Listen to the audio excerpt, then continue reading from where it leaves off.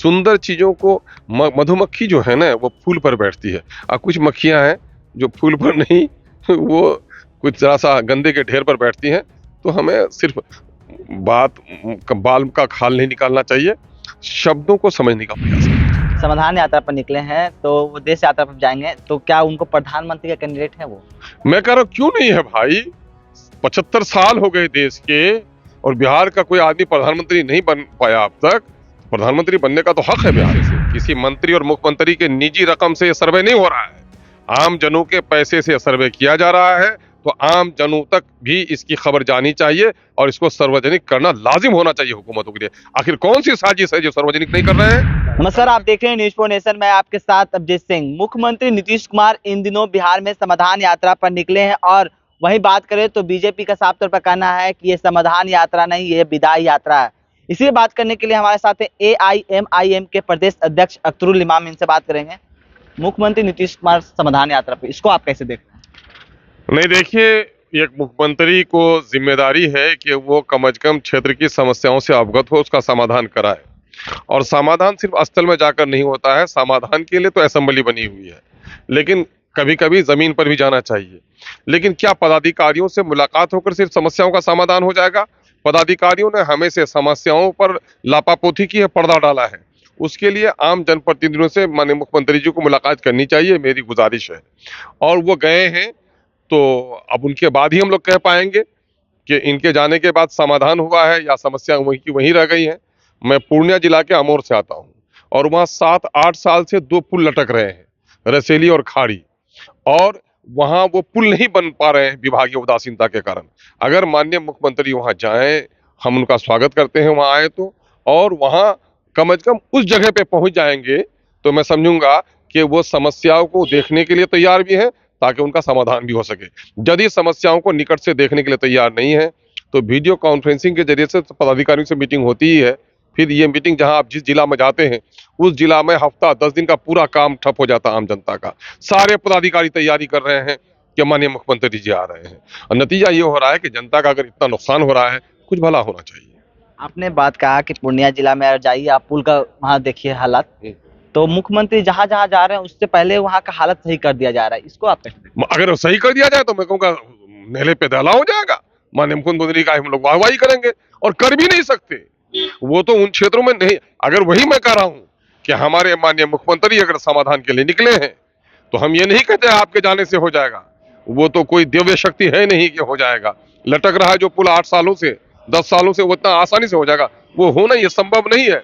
लेकिन वो जाकर देख लेंगे तो मैं समझता हूँ कि इस बात संभव हो सकता है। मुख्यमंत्री देश यात्रा पर भी निकलने वाले, समाधान यात्रा खत्म होगा, बजट सत्र के बाद देश यात्रा निकले। अरे बिहार वासियों को, भाजपाइयों को तो कोई लेना देना है नहीं, वो सब ये आप लोगों के मुंह में ये सब डालता है वो लोग। मामला ये है कि बिहार का कोई बेटा अगर प्रधानमंत्री बनता है तो बिहार वालों को खुश होना चाहिए। हाँ, इसको कैसे देखते हैं? मुख्यमंत्री जी जिस तरह से कह रहे हैं कि जनसंख्या को लेकर मर्द दोषी हैं, मर्द करते रहते हैं, महिला अगर शिक्षित होगी तो जनसंख्या नहीं बढ़ेगी। नहीं, महिला का शिक्षित होना ही नहीं है, बल्कि आर्थिक रूप से भी उनका सही होना जरूरी है।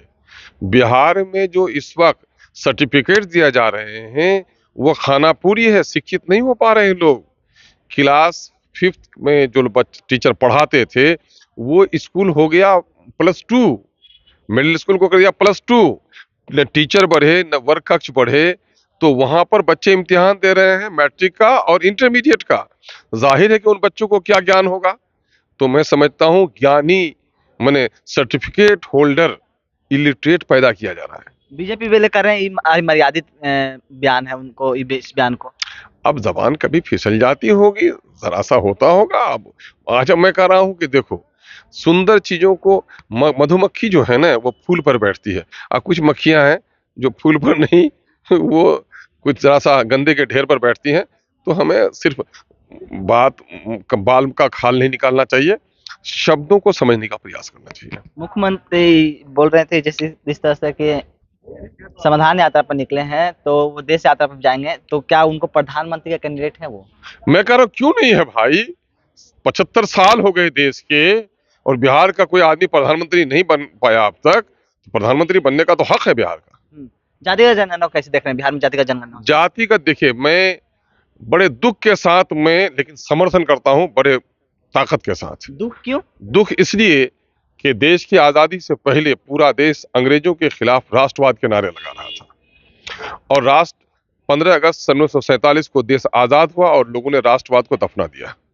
बापू से पहले राष्ट्रवाद की हत्या कर दी लोगों ने। क्षेत्रवाद, भाषावाद और जातिवाद के नारे लगे और वो प्रबल जातियां जिनके हाथ में सत्ता आई, उन्होंने दलितों का और पिछड़ों का शोषण किया। और दलित और पिछड़े समाज में जब लोग आज उठे हैं तो वो सोच रहे हैं कि हमारा शोषण हुआ है। लोकतंत्र में तो ये था कि जिसकी जितनी संख्या होगी उसको उसका हिस्सा भी उसी रूप तय किया जाएगा, जिसकी जितनी आबादी उतनी ही उसकी हिस्सेदारी। लेकिन ऐसा हो नहीं पा रहा है, तो मजबूरन ये कदम उठाया जाना, और बिहार से उठा है, जेपी की धरती से उठा है ना। तो मैं समझता हूं चंपारण की धरती से इनकलाबी जो कदम उठा था वो इनकलाबी कदम है। इस देश में मुट्ठी भर लोगों ने जो शोषण किया है लोगों का, उनके पांव तले जमीन खिसक रही है कि जो शोषित पीड़ित पिछड़े लोग हैं, अत्यंत पिछड़े लोग हैं, दलित हैं, महादलित हैं, इनका जब आकलन हो जाएगा तो इनके सामने में तस्वीर आ जाएगी कि उनकी आबादी कितनी बड़ी है और उनको हिस्सा कितना कम दिया गया है। इसलिए वो लोग बेचैन हैं। ये होना जरूरी है। लेकिन मैं उसके साथ भी ये कहूंगा कि जातिगत जनगणना से जातियों में मतभेद नहीं बल्कि राष्ट्र के लिए अखंडता का जज्बा लोगों को पैदा करना चाहिए। उसमें बड़ी कमी आ रही है। क्या इसका रिपोर्ट कार्ड सार्वजनिक हो पाएगा? क्योंकि दो स्टेट में हो चुका है, राजस्थान और कर्नाटक, वहां पर रिपोर्ट कार्ड सार्वजनिक नहीं किया गया। मैं कह रहा हूं ये बेईमानी है सरकारों की। लोगों के, आम जनों के खून और पसीने के पैसे से, किसी मंत्री और मुख्यमंत्री के निजी रकम से यह सर्वे नहीं हो रहा है। आम जनों के पैसे से सर्वे किया जा रहा है, तो आम जनों तक भी इसकी खबर जानी चाहिए और इसको सार्वजनिक करना लाजिम होना चाहिए हुकूमतों के लिए। आखिर कौन सी साजिश है जो सार्वजनिक नहीं कर रहे हैं? कर्नाटक में लेके बैठे हुए क्यों? यही मामला है कि जितनी आबादी है दलित और पिछड़ों की, उनकी हिस्सेदारी नहीं मिल पा रही है, इसलिए तिल मिला रहे हैं लोग। इसलिए होना चाहिए और ये कंपल्सन होना चाहिए कि जो जनता की राशि से जो काम कराया जाए, जनता तक उसकी खबर पहुंचाई जाए। चलिए, ये थे हमारे साथ AIMIM के प्रदेश अध्यक्ष अख्तरुल इमाम। इन्होंने तमाम सवालों को जवाब दिया। ऐसे तमाम खबरों को बने रहे न्यूज़ 4 नेशन के साथ। नमस्कार।